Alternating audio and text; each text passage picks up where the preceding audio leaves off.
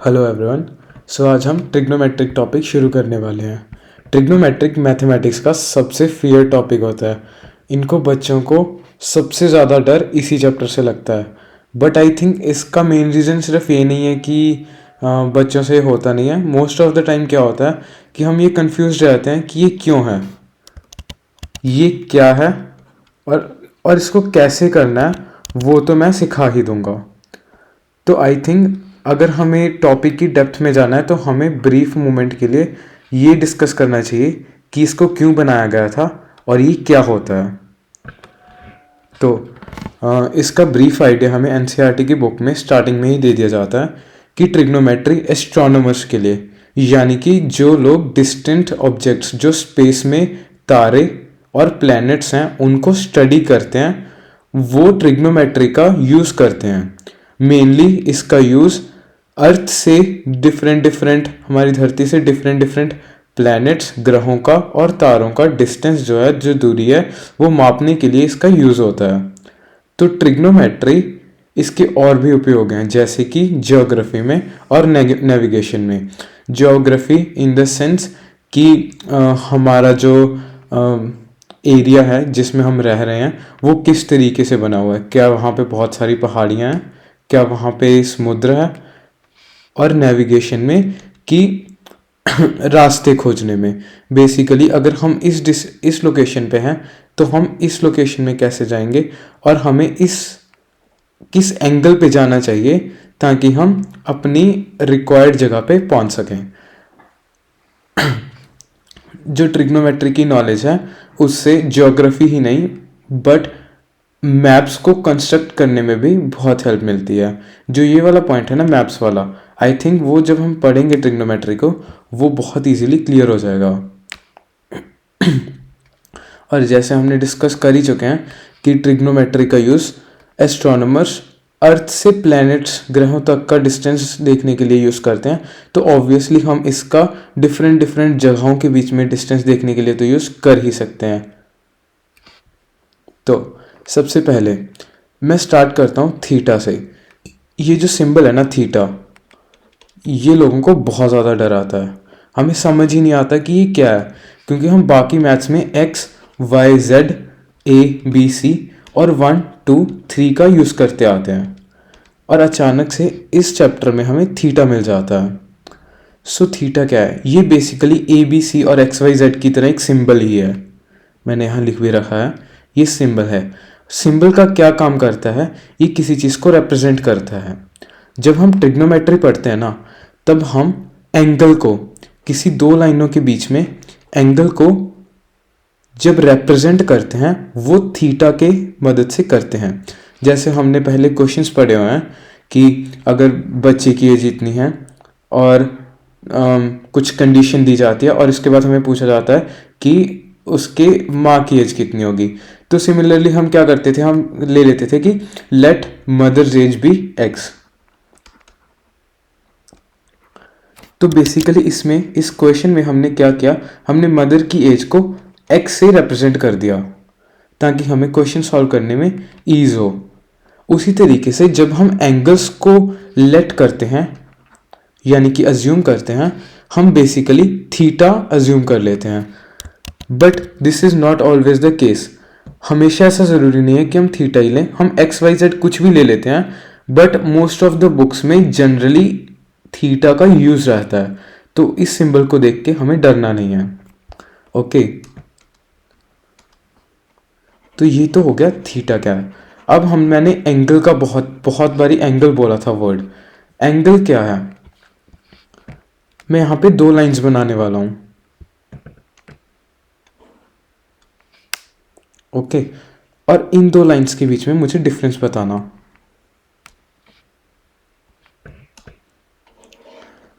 ये वाली लाइन है, इसको मैं बोल देता हूं line 1, this one is line 1 and this one is line 2।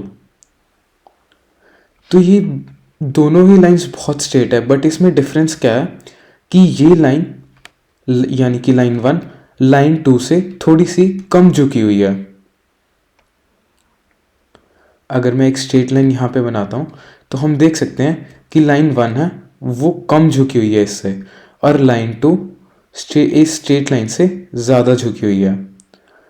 तो जब हम मैथ्स करेंगे, जब हम दो लाइंस के डिफरेंस को देखेंगे, तब हम ये तो नहीं बोल सकते कि ये लाइन ज़्यादा झुकी है और ये लाइन कम झुकी है।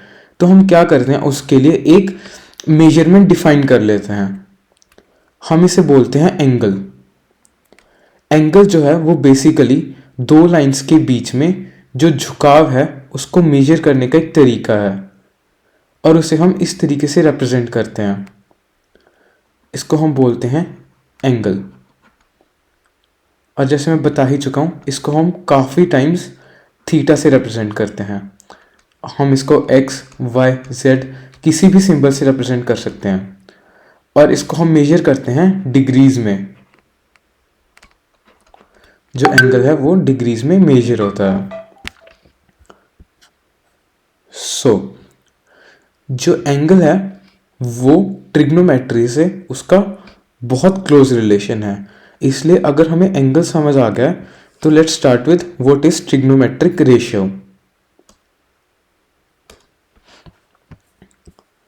Okay,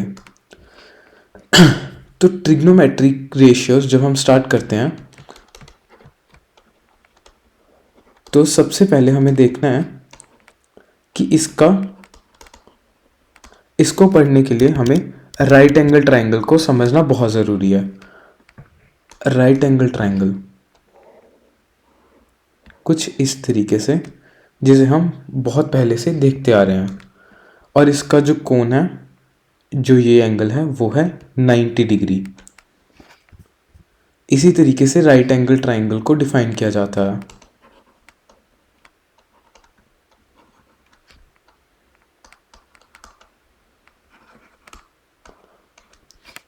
A triangle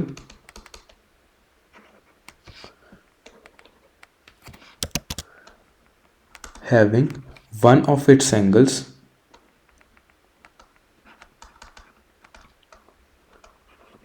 as 90 degrees।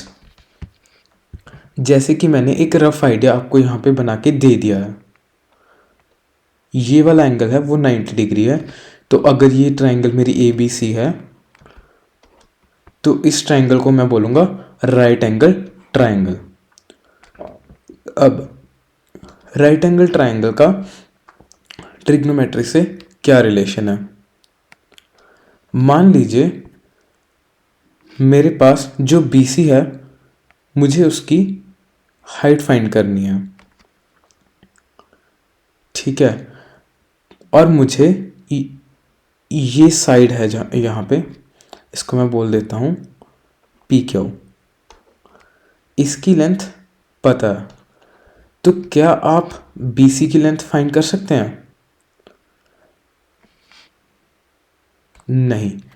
Reason है कि PQ और BC की लेंथ इस एंगल पे डिपेंड करती है और इस बाकी किसी भी एक साइड पे डिपेंड करती है। तो अगर हमें और अप्रोप्रिएट नॉलेज है इस ट्रायंगल के बारे में, तो हम किसी न किसी तरीके से हम देख पा रहे हैं कि PQ और BC को हम रिलेट कर पाएंगे। अब मान लीजिए हमें AQ की लेंथ भी पता है और हमें AC की लेंथ भी पता है। तो व्हाट वी ऑब्जर्व इज कि अगर मैं रेशियो लूं PQ का AQ से और रेशियो लूं BC का AC से, तो ये दोनों रेशियोस एक दूसरे के इक्वल आएंगी।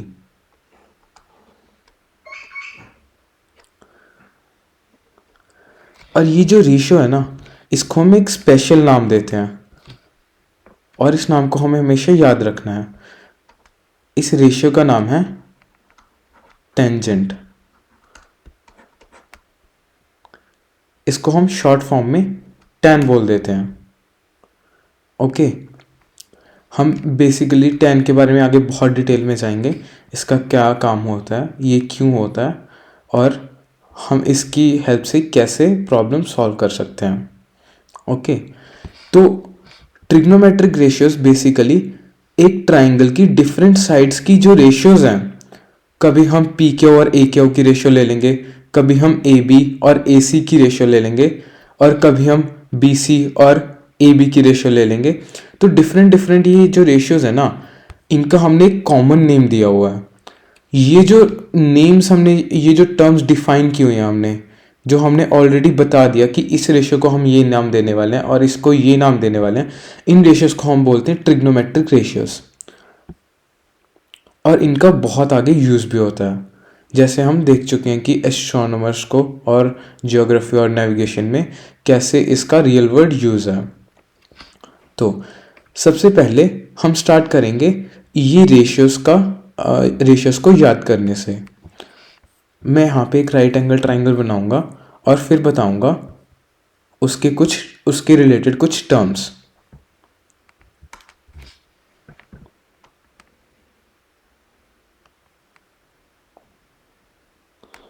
ओके, तो ये राइट एंगल ट्राइंगल ही लग रहा है। थोड़ा बड़ा कर देता हूँ इसे, लेट मी, गैस बड़ा नहीं हो रहा है, तो इसी से काम चला लेंगे। मैं अब इसको टर्म दे देता हूँ, ये है 90 डिग्री, ऑब्वियसली दिख रहा है। इसको मैं नाम देता हूँ ए, इसको दे देता हूँ बी और इसको सी। सो स्टार्ट करते हैं।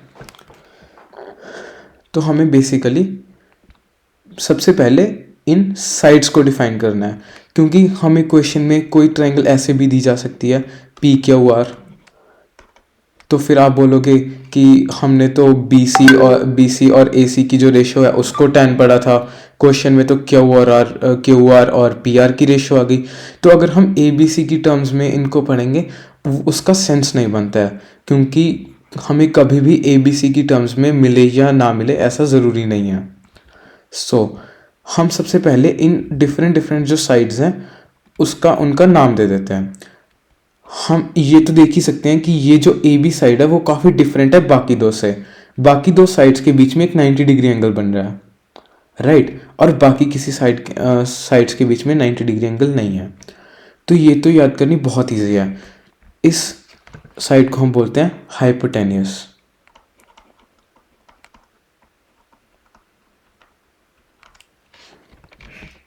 ओके, और नेक्स्ट ये जो दोनों साइड्स हैं इसको अब नाम देना थोड़ा सा ट्रिकी। ऐसा क्यों है?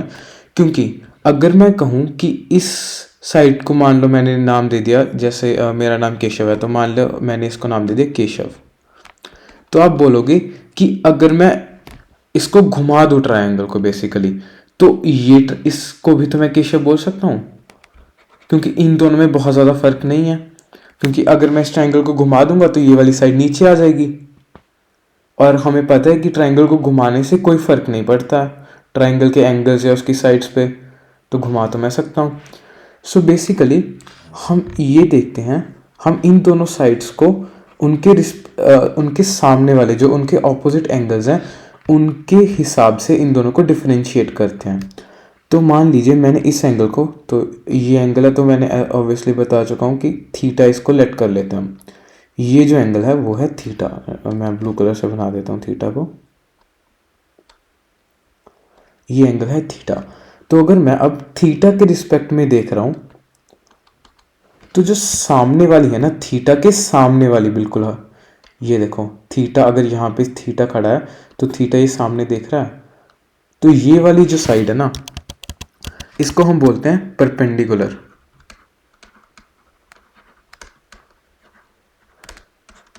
ये नाम पता है कैसे आया? ये नाम देखो, अगर थीटा यहाँ पे खड़ा है तो थीटा के लिए तो ये ग्राउंड हो गया ना, ये वाला ग्राउंड हो गया ना थीटा के लिए, तो और उसको लग रहा है कि ये जो बी सी है वो उसके ग्राउंड के ऊपर एक परपेंडिकुलर बनी हुई है। ओके, तो अब मान लो मैंने इस एंगल को नाम दे दिया एक्स, मैं इसको भी डिफरेंट कलर से बना देता हूँ, लेट से ब्लैक से बना देता हूँ, ये है एक्स। ओके, तो अगर मैं सॉरी ब्लू से बना देता हूँ, आई गेस ब्लैक नहीं दिख रहा है, ओके ब्लू से ही बना दिया। सो एक्स, अगर मैं एक्स के रिस्पेक्ट में देखूँ तो एक्स बोलेगा कि मेरे लिए तो ये वाला ग्राउंड है, सॉरी दिखाता हूँ फ्लैश लाइट से, ये वाला एक्स के लिए तो ये वाला ग्राउंड है। तो एक्स बोलेगा कि मुझे तो ऐसा लग रहा है जैसे एसी है, जो एसी बीसी के ऊपर परपेंडिकुलर गिर रही है। क्यों, एक्स को क्यों लगेगा, एक्स के सामने वाली साइड ये है ना, अगर एक्स यहाँ पे खड़ा हुआ है बी पॉइंट पे, एक्स के सामने वाली साइड तो ये है ना, तो एक्स के रिस्पेक्ट में जो एसी है वो परपेंडिकुलर है। तो आप समझ रहे हो कि कोई एक साइड परपेंडिकुलर नहीं होती, दूसरी साइड बेस नहीं होती। ये जो टर्म्स है ना, वो जिस एंगल से हम देख रहे हैं उस पर डिपेंड करती है। तो अगर मैं थीटा से देख रहा हूँ, तो मैं एक्स को मिटा देता हूँ एक बार के लिए। ओके, तो थीटा के रिस्पेक्ट में ये सामने वाली परपेंडिकुलर है, और काफ़ी ऑब्वियस लग रहा है कि अगर हम ए सी को बेस बोल दें, जैसे मैंने बोला कि थीटा ए सी के ऊपर खड़ा है, इसके ऊपर खड़ा है, तो इसके लिए ए सी बेस हो गई। ओके, अगर इसी सिमिलरली ट्राइंगल में एक और बनाऊं, और इस बार हम थीटा दूसरा वाला एंगल ले लें। हाँ, सो ये अगेन 90 डिग्री है।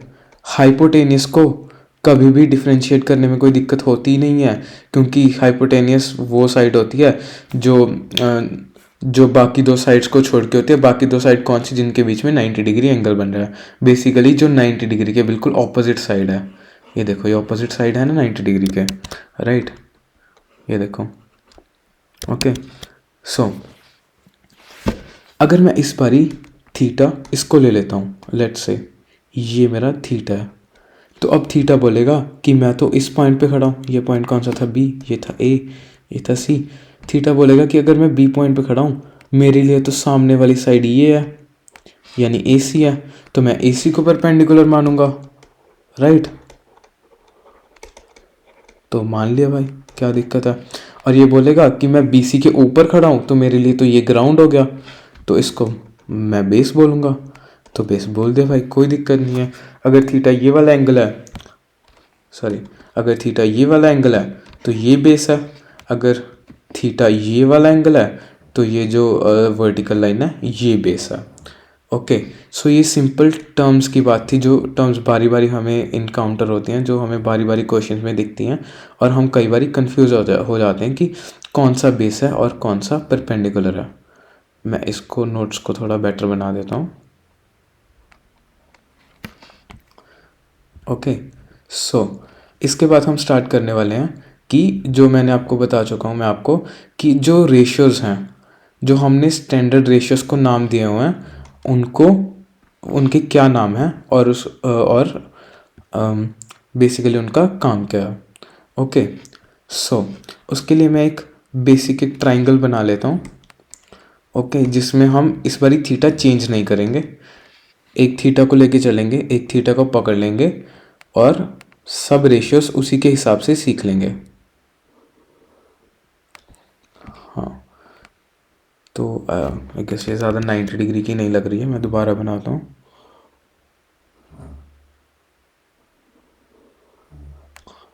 हाँ, ये ज़्यादा लग रही है। ओके, तो ये है 90 डिग्री। ओके, ये अगेन मैं इसको नाम देता हूँ ए, ताकि हमें बुलाने में आसानी रहे, ए बी सी। अब मैं थीटा इसको ले रहा हूँ। ओके, इसमें कोई कन्फ्यूजन नहीं होनी चाहिए, ये थीटा है। और अगेन हाइपोटेनियस में पहचानने में उसमें कोई दिक्कत नहीं होती है। जो साइड्स के बीच में 90 है, उसके जो अदर साइड, जो तीसरी साइड रह गई है, वो होती है हाइपोटेनियस। इसको मैं एच से रिप्रेजेंट कर रहा हूँ, इसका नाम हमेशा आपको याद रखना है, हाइपोटेनियस। और थीटा के सामने वाला है, जो थीटा के सामने वाला इस बारी कौन सा, ये वाला, राइट। तो थीटा के सामने वाला, इसको हम बोलेंगे अगेन परपेंडिकुलर, इसको मैं अगेन पी से रिप्रेजेंट कर रहा हूँ। इसको, इस साइड को मैंने पी बोल दिया। और थीटा कहाँ पे खड़ा है, ए सी पे खड़ा है, इसको मैं क्या बोल दूंगा, ए सी जो है वो थीटा के लिए ग्राउंड है। ठीक है, तो इसको अगेन मैं बेस है, ये मेरा बेस है, और इसको मैं बी बोल दूंगा। ठीक है, ताकि हमें बारी बारी बेस, हाइपोटेन्यूस और परपेंडिकुलर बड़े बड़े नाम ना लेने पड़े। ओके, एक्चुअली हमने बी पहले एक बार यूज़ कर चुके हैं, तो हम ट्राइंगल का नाम पी के ऊपर रख लेते हैं। ओके, ये पॉइंट पी है, ये क्यू है, और ये आर है। ओके, तो किसी भी ट्राइंगल में अगर मैं किसी भी राइट एंगल ट्राइंगल की, जैसे ये वाली है, इसी का एग्जांपल लेके चलेंगे, जैसे ये वाली ट्राइंगल है, तो अगर मैं उसके परपेंडिकुलर की लेंथ को मेजर कर लेता हूँ, ये लीजिए कर ली परपेंडिकुलर की लेंथ मेजर और उसकी वैल्यू p आ गई, ठीक है। और फिर उसकी हाइपोटेनियस की लेंथ को मेजर कर लेता हूँ, ये लीजिए कर ली हाइपोटेनियस की लेंथ मेजर और आ गई h, ठीक है, याद रख ली हमने, h आ गई। और इन दोनों को डिवाइड कर देता हूँ, यानी कि p को h से डिवाइड कर देता हूँ। तो डिवीजन है, जो ये डिवीजन है, ये बेसिकली इसको हम ऐसे लिख सकते हैं p रेशियो h। इस रेशियो को मैथमेटिशियंस ने, जो लोग मैथ्स को पढ़ते हैं, वो उन्होंने इस रेशियो को बहुत पहले से एक इसका नाम रख दिया था, इसका नाम है साइन। ओके, शॉर्ट में हम साइन बोलते हैं, SIN। प्रोनाउंसिएशन में बोलने में कोई डिफरेंस नहीं है, बट जब हम शॉर्ट फॉर्म में लिखते हैं ना तो ये ई हट जाता है। ओके, तो मैं इसको अच्छे से लिख देता हूँ एक बारी, जैसे मैंने आपको समझाया वो सेम चीज़ लिखूँगा। साइन जो है वो रेशियो है। रेशियो किसका है? एक परपेंडिकुलर का और एक हाइपोटेनियस का। ओके, कोई भी h को हाइट ना समझे। ओके, सो साइन क्या है? Perpendicular by h। अब देखो, अब आप क्या बोल सकते हो कि आपने तो बोला है कि थीटा ये वाला है और मान लो कि ये वाला x है, तो मैं बोल सकता हूँ कि इस x के रिस्पेक्ट में अगर मैं इसको x ले लूँ तो x के रिस्पेक्ट में अगर मैं साइन को देखूँ तो ये परपेंडिकुलर हो गया, क्योंकि ये खड़ी हुई साइड है, हाइपोटेनस तो वही रहती है, और ये जो है वो लेटी हुई है, x के सामने वाली परपेंडिकुलर और x जिसके ऊपर लाई कर रहा है वो है बेस। तो आप बोल दो कि अगर मैं x के हिसाब से देखूं, अगर x की आंखों से देखूं, तो ये वाली जो क्यूअर साइड है उसको मैं b बोलूँगा, यानी बेस बोलूँगा। और अगर मैं सामने वाली PR साइड को देखूंगा, ये सामने वाली साइड को, तो अब बोलोगे कि मैं इसको परपेंडिकुलर बोलूँगा। तो इस हिसाब से तो मेरा जो साइन है वो उसकी वैल्यू p/h आ गई। p/h तो आई, बट इस हिसाब से इसकी वैल्यू PR/h PQ आ गई। ओके, सॉरी, बट अगर हम इस हिसाब से देखें, थीटा के नज़रिए से देखें, यानी थीटा की आंखों से देखें, तो हमें क्या पता लगता है कि p/h क्या है? p थीटा के आंखों से ये था जो रेड में लिखा हुआ था मैंने, तो क्यूआर, जो क्यूआर साइड लेंथ है divided by PQ side length, ठीक है, QR/PQ लेंथ। तो आप बोलोगे कि ये तो बिल्कुल ही डिफरेंट, सॉरी, हाँ यहाँ पे भी PQ आना चाहिए था, मैं ठीक कर देता हूँ। तो आप बोलोगे कि मैं अगर x के हिसाब से देखूँ तो साइन की वैल्यू एक ही ये आ रही है, और अगर मैं थीटा के हिसाब से देखूँ तो साइन की वैल्यू ये आ रही है। तो ये कैसे हुआ? साइन की दो डिफरेंट वैल्यूज़ कैसे आ सकती हैं? क्या ये पॉसिबल है? क्या साइन इस तरीके से काम करता है? तो आंसर है नहीं। जो साइन है ना उसकी भी दो वैल्यूज़ ऐसे नहीं आ सकती, ये जस्ट हमें एक नज़रिए का काम है। जैसे मैंने आपको बताया कि पहले हमने उसको देखा था कि x के नज़रिए से देखा था, फिर हमने उसको y के नज़रिए से, सॉरी, थीटा के नज़रिए से देखा था। तो हम क्या करते हैं ना, मैथमेटिशियंस जो है ना वो बहुत चालाक होते हैं। उन्होंने क्या किया, उन्होंने यहाँ पे साइन के आगे लिख दिया, यहाँ साइन के आगे ना एक ब्रैकेट में थीटा लिख दिया उन्होंने, ठीक है। उन्होंने थीटा लिख के इस थीटा को साइन से मल्टीप्लाई नहीं किया, ठीक है। ये जो साइन नाम है ना उसके आगे ब्रैकेट में थीटा लिखने से उन्होंने बता दिया है कि ये जो मैं साइन ले रहा हूँ ना ये थीटा की नज़र से देखने पे ले रहा हूँ। यानी कि आप जो पहले ट्राइंगल में थीटा ढूंढो, फिर थीटा के हिसाब से परपेंडिकुलर बनाओ, फिर उसके हिसाब से हाइपोटेनियस बनाओ, और फिर इन दोनों का जो रेशियो आएगा ना वो होगा साइन की वैल्यू। साइन किसकी वैल्यू? साइन ऑफ थीटा की वैल्यू। यानी कि अगर जैसे हमने यहाँ पे x लिया था, तो अगर साइन ऑफ x देखेंगे तो वो होगा साइन ऑफ x, तो वो होगा परपेंडिकुलर बाय हाइपोटेन्यूस। बट इस केस में परपेंडिकुलर का हम किसी और साइड को परपेंडिकुलर लेंगे, ठीक है। हाइपोटेन्यूस तो हमें पता है कि वही रहती है, ओके। तो उन्होंने बेसिकली एक थीटा डाल के ना ये स्पेसिफाई कर दिया कि हमें थीटा की नज़रों से देखना है। तो जस्ट एक फन एक्टिविटी के लिए हम x की नज़रों से देखते हैं कि साइन की वैल्यू क्या होगी। साइन ऑफ x क्या होगा? अब x के सामने वाली जो साइड है वो उसके लिए परपेंडिकुलर हो जाएगी, और उसके जिस साइड के ऊपर वो लाई कर रहा है वो उसके लिए बेस हो जाएगी। तो परपेंडिकुलर बाय हाइपोटेन्यूस साइड की वैल्यू होती है, ये हम जान चुके हैं। तो साइन की वैल्यू एट द एंड हमारे पास क्या आ जाएगी? P R by P Q, okay. तो ये है वैल्यू अगर हम x के नज़रिए से देखते हैं, और ये है वैल्यू अगर हम थीटा के नज़रिए से देखते हैं, ओके। तो फाइनली हम साइन थीटा का एक जनरल फार्मूला लिख देते हैं। साइन थीटा का जनरल फार्मूला जो हमेशा एप्लीकेबल है वो है p divided by h। Sine का जनरल फार्मूला ये है साइन की डेफिनेशन, यानी कि बेसिकली जो p बाय h की रेशियो है हमने उसका नाम दिया हुआ है साइन, ओके। उसी तरीके से जो b बाय h की रेशियो है, यानी कि अगर मैं थीटा की नज़रों से जो बेस बन रहा है उस साइड की लेंथ मेजर कर लूँ, यानी कि इस साइड की लेंथ मेजर कर लूँ और फिर इस साइड की लेंथ मेजर कर लूँ, दोनों को डिवाइड कर दूँ, ठीक है। जो भी नंबर आएगा ना, जो स्पेसिफिक नंबर आएगा उस नंबर को हम बोलेंगे कॉस, ओके। इस नंबर को हम बोलेंगे कॉस, और ये भी साइन की तरह एक पूरे वर्ड की शॉर्ट फॉर्म है। तो मैं इनकी फुल फॉर्म्स भी नीचे लिख देता हूँ। ये है SIN साइन, और यहाँ पे है कॉस, ये है short form for cosine, okay. तो ये है था साइन, ये था कोसाइन, ओके। और नेक्स्ट मैं जो एक ट्रिग्नोमेट्रिक रेशियो जो पहले आपको एक थोड़ा सा आइडिया दिया था ना पहले, tan, जिसका फुल फॉर्म था टेंजेंट, अब उसके बारे में बात कर लेते हैं। उसमें मैंने आपको वैसे पहले बता दिया था कि जो P और B की रेशियो है, जो QR, जो ये हम पहले ये वाली लेंथ मेजर कर लेंगे स्केल से, फिर ये वाली लेंथ मेजर कर लेंगे स्केल से, ठीक है। और ये दोनों का जो डिवीजन होगा ना, जो इन दोनों का रेशियो होगा, उसको हम बोलेंगे tan, ओके।